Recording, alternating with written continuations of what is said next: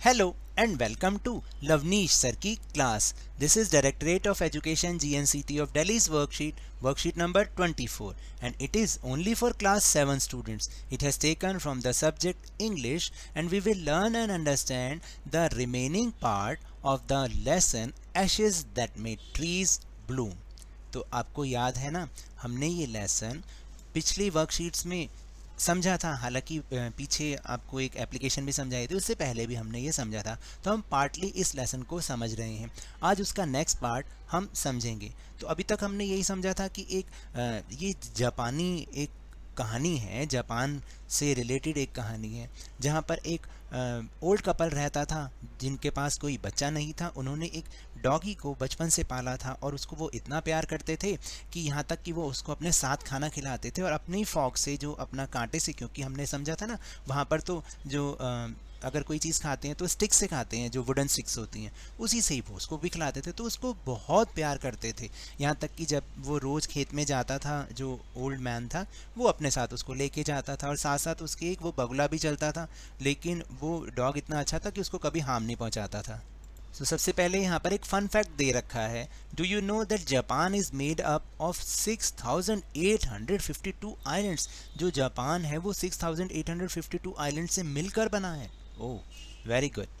अब so now let's start and understand with me. One day the dog came running to him.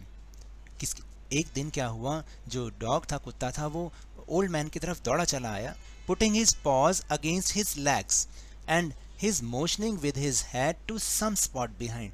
और वो उसको पकड़ पकड़ के, मतलब एक तरह से ये जो लिखा हुआ है ना, अपने पंजों को अगेंस्ट हिज लेग जो है वो उनको खींच रहा था, उसको पकड़ पकड़ के आदमी को, और अपना जो सर है वो किसी एक दिशा की तरफ, एक स्पॉट की तरफ वो मतलब करते हुए उसको घसीट रहा था, अपने जो ओल्ड मैन था उसको। The old man at first thought his pet was only playing and did not mind. उसको तो ये लगा कि भाई मेरा ये जो कुत्ता है ये मुझसे मेरे साथ खेल रहा है, और उसने इस बात के लिए कोई ध्यान नहीं दिया। But the dog kept on winning and running to and fro for some minutes. देखिए यहाँ पर एक वर्ड आया है to and fro। ये आप समझ लीजिए, ये वर्ड होता है आना और जाना। क्या होता है? आना और जाना। एक स्थान से आना और फिर उसी स्थान पे वापस लौटना।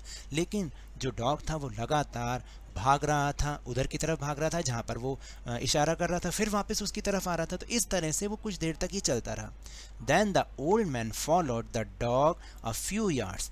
तब उसने क्या किया, जो ओल्ड मैन था वो अब उसके पीछे पीछे चलने लगा। To a place where the animal began a lively scratching. और वो कुछ दूर तक उसके पीछे चला और देखा कि वो जो आगे उसका डॉग था आगे जाके रुक गया और ज़मीन को वो स्क्रैच करने लगा, खोदने लग गया। Thinking it was possibly a buried bone or bit of fish, the old man stuck his hoe in his earth. तो देखिए क्या हुआ, उसने सोचा कि हो सकता है कि शायद यहाँ पर कोई हड्डी छुपी हुई हो या कोई छोटा सा फिश का टुकड़ा पड़ा हो। तो शायद इस ऐसे ही कर रहा, ये इसलिए ऐसे कर रहा होगा। तो the old man struck his hoe in the earth. तो उसने जो क्या किया कि जो उसके साथ में वो कुदाल होती है, जो अपना हथियार वो साथ में लेके चलता था खेत को खोदने के लिए, उसने उसको वहीं पर ही स्ट्रक किया धरती में। When low a pile of gold gleam before him. और जैसे ही उसने उसको टच करने की कोशिश की अपने उससे कुदाल से, तो उसको जो है उसके सामने क्या हुआ, एक बहुत ही सोने से भरा हुआ एक बर्तन समझ लीजिए, या घड़ा या मटका आ गया उसके सामने। दस इन आर इन एन आर the old couple were made rich. और देखते ही घंटों में वो कपल तो बहुत अमीर बन गया। The good souls bought a piece of land, made a feast for their friends, and gave plentiful to their poor neighbors. तो जो ओल्ड कपल था, यानी बूढ़ा और बूढ़ी जो लेडी थी, दोनों ने क्या किया, अपने लिए एक ज़मीन का टुकड़ा खरीदा, ज़मीन खरीदी और अपने फ्रेंड्स को एक पार्टी दी। मेड अ फेस्ट लिखा ना, made a feast to for their friends, अपने फ्रेंड्स को पार्टी दी। And gave plentiful to their poor neighbours. और जो उनके पुराने गरीब जो कि पड़ोसी थे उनकी भी सहायता की, उनको भी उसमें से बहुत सारा उन्होंने दिया। As for the dog, they petted him till they nearly smothered him with kindness. और फिर उसके बाद वो डॉग को प्यार करते रहे, खूब उनके साथ रहा वो, और काइंडनेस के साथ मतलब उसको वो मतलब उसको प्यार करते रहे। फिर क्योंकि उन्होंने जो डॉग था उसने उनके लिए इतना बढ़िया करके दिया था। Now let's move on our question answer section. Question number 1 is match the following words with their meaning. तो देखिए यहाँ एक तरफ वर्ड्स लिखे हैं और एक तरफ मीनिंग है, तो आपको सही वर्ड को सही मीनिंग के साथ मैच करना है। जैसे first word is pause. Pause का मतलब होता है पंजे, तो ये किसको मैच करेंगे हम? डॉग्स फूट, यानी डॉग के पैरों के साथ। डॉग के फूट जो पैर होते हैं उसमें पंजे होते हैं ना। सेकंड इज हो मैंने आपको बताया था, जैसे कुदाल कहते हैं जिसको, तो वो क्या होता है? इसको मैच करेंगे a long handled gardening tool, यानी जो खेतों में काम करने के लिए एक लंबा जिसके ऊपर लकड़ी लगी हुई होती है वो। Third is winning. विनिंग का मतलब होता है making a high pitch cry और साउंड, मतलब जो है बहुत तेज तेज चिल्लाना या करना, वो होता है विनिंग, जैसे वो डॉगी उसको कर रहा था ना।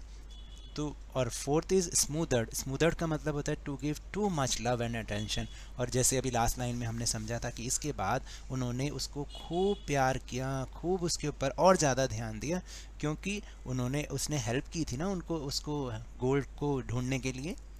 Now the second question, read the passage and answer the following questions. First is the dog helped the old man find. Dog ने किस चीज़ को ढूंढने में ओल्ड मैन की हेल्प की थी बताइए? तो आंसर इज ए ट्रेजर, खजाने को ढूंढने में। डायमंड्स और मनी और ज्वेल्स तो नहीं था ना, ट्रेजर मतलब खजाने को ढूंढने में मदद की थी।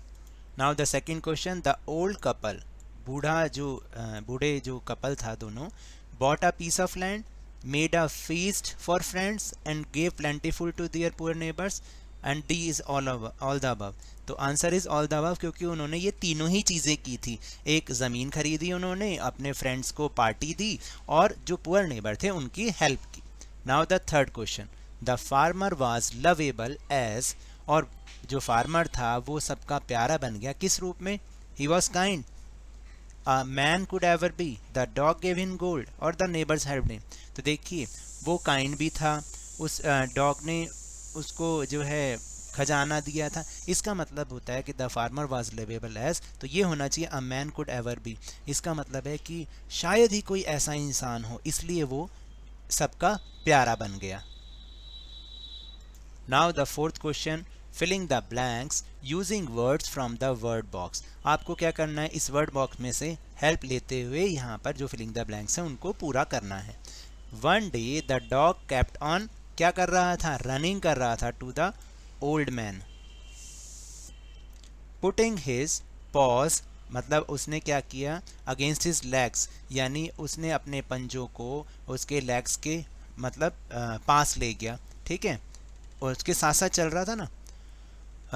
डॉग किसके साथ चल रहा था? बूढ़े व्यक्ति के साथ। एंड मोशनिंग विद हिज हेड, और मोशनिंग करने लगा वो किसकी तरफ? His head towards a spot, यानी एक जगह की तरफ, एक निशान की तरफ, एक दिशा की तरफ वो जो है मोशन करने लग गया अपने हेड को, कि उधर चलने के लिए खींचने लग गया बिहाइंड हिम उसके। When the old man dug, old man ने क्या किया था? डग किया था, यानी खोदा था।